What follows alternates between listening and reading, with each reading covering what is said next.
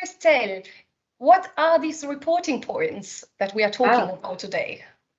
The famous EFAS reporting points, where there are special locations on the EFAS map viewers where detailed hydrological forecast information is available when you click on it. And they are shown as square markers, and their color and their style are designed to highlight river points where there is a flood signal which is forecasted.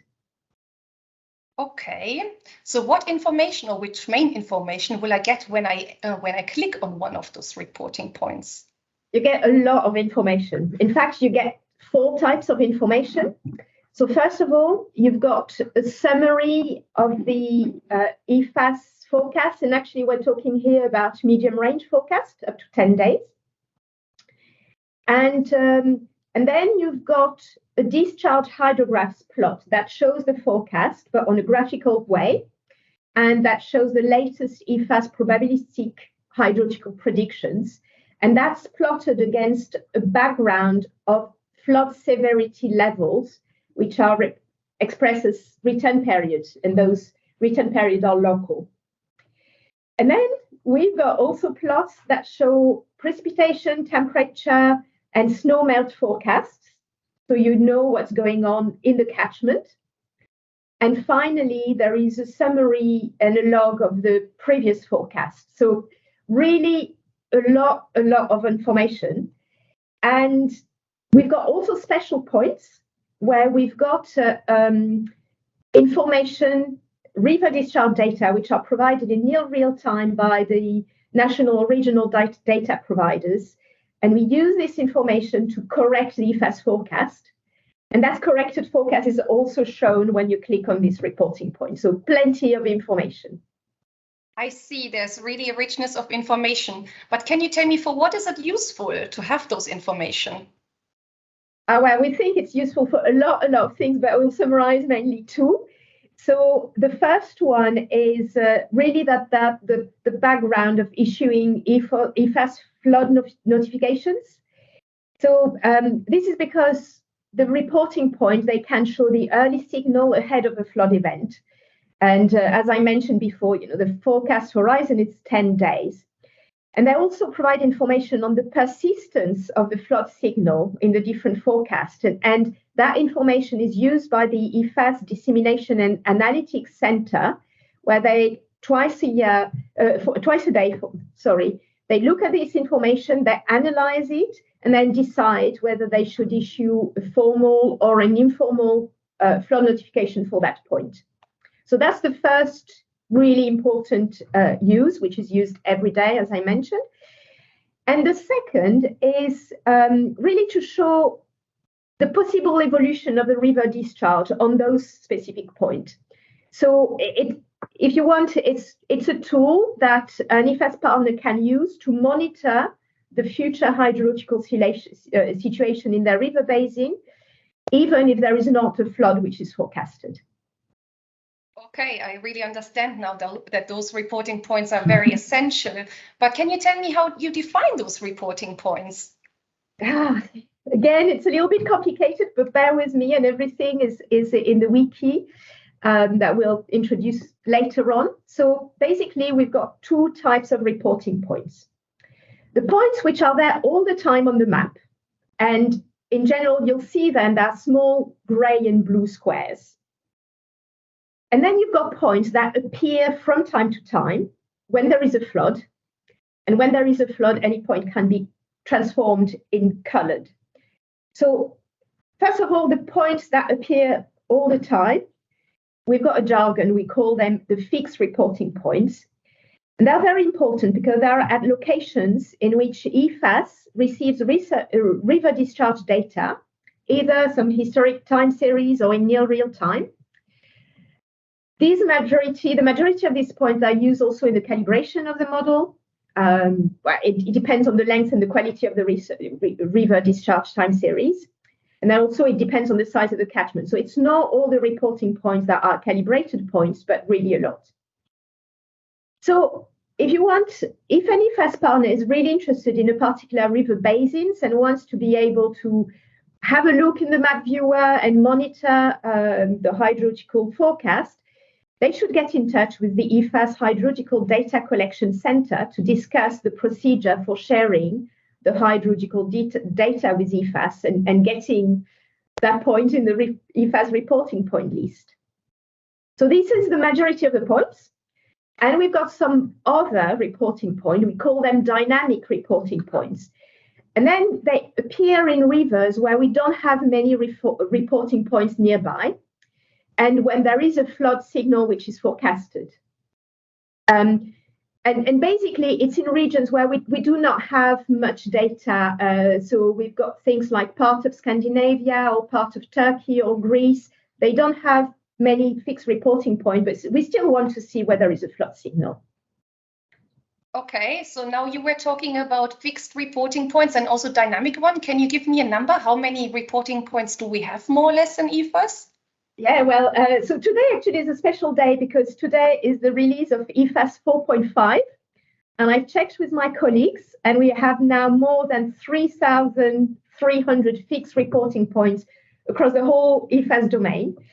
And amongst those, we've got about 1,600 points where we receive the river discharge in near real time, and we can have this kind of forecast which are bias corrected. And I mean, I was amazed this morning when I looked at the numbers. It's fantastic because it's possible thanks to all the EFAS partners who have shared with us their river discharge data, and thanks to the work of the Hydrological Data Collection Center, who is collecting and managing the data on behalf of EFAS. That sounds amazing, having more than 3,000 locations across Europe where we can click on different points in the river basin.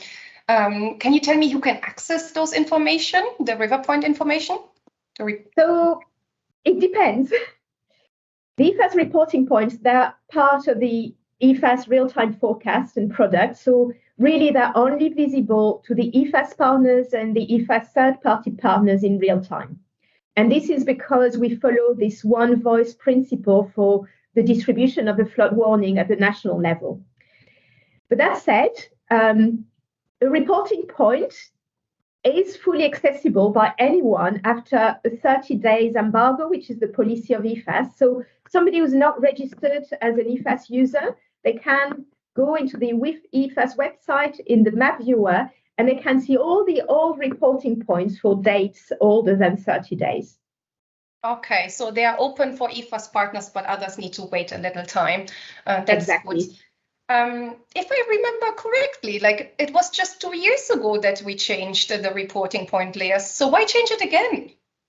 Yes, I know, but we're dynamic. We like looking at things, and what happened in 2020 is that we introduced a change in the look and feel of the reporting point, and that was to make it easier to really quickly identify the areas where there is a flood signal.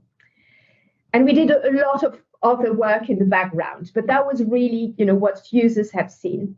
And since then, we've continued to receive feedbacks from the EFAS partners, from the EFAS Dissemination Center, and we realized it was now time to change the way we compute these reporting points. Oh, really? So what did you change then now this time? Well, basically what happened is that the rules to create reporting points up to now that were quite complex, and they were not fully consistent with the way the EFAS flood notifications were defined. So basically, we were making things very complicated for the EFAS Dissemination Center to interpret the EFAS forecast. And we also realized that, had some information which was really useful, but that was missing, like the total probability. And Corentin will explain that later. And then we could add easily some other information that we were not showing before, but we were calculating, for example, for a very severe event, and that could help users. So really, we worked collaboratively with the Dissemination Center to design and test new ways to define the reporting points, and they were put in operation in June this year, 2022, at the EFAS 4.4 release. Okay, thank you very much. So can you tell us all, what are the new features of the updated reporting point layer? Now we are really excited about that. So we've got many features, some behind the scenes and some very visible. So the most visible, we've called them the purple points. So basically, they're points where the flood signal is expected to exceed the 1 in 20-year written level. So it highlights risk of severe flooding. The second visible change is when you click on a reporting point, we've slightly changed the way the information was summarized and to make it more intuitive. And then in particular, the colors of the forecast summaries, they are now consistent with those on the map. So we think it's easier to read. The third change is actually not the reporting point layer, but we added a new layer, which is called the persistence probability. And this is something that was not directly available up to now, but is really used in the notification criteria. So I said it's a new layer. You can find in the same tab as the reporting point, and you've got a new layer popping out. And just finally, just to let you know, we've changed things behind the scenes, in particular, the way the reporting points are calculated and how many are showed along a river network. All that is explained, it's quite technical, but it's explained in the EFAS wiki space. And Corentin will present as well some of the behind the scenes things. Okay, so if later on I'm more interested, I go into the EFAS wiki space and I read all the details about that. It sounds great seeing all the differences. So I would like to go back to this new layer that you were talking about, this flood probability persistence. I have the feeling that the information was already there, wasn't it? This is one of these things. Yes, it was there, but not really. It was very difficult actually to get exactly that information. So before we had some information on persistence, but it would have needed to be reconstructed from different layers, and that was not very intuitive. And this means that actually it was very difficult and complicated for users to interpret the results and to understand why some notifications were issued. So we've decided to create this new probability persistence layer, which is now independent from the reporting point layer. And we really hope it will help the EFAS partners in their work. But we very much welcome any feedback and suggestions for future improvement, because this is what we thought would be really useful with the dissemination center, but I'm sure that there are ways to make it even better. Okay, so the main driver was like helping the EFAS partners to gather quickly more information. And I like the reminder that feedback is always welcome. Yes, we collect it yearly, but also we are happy to receive it anytime during the year, just as a reminder.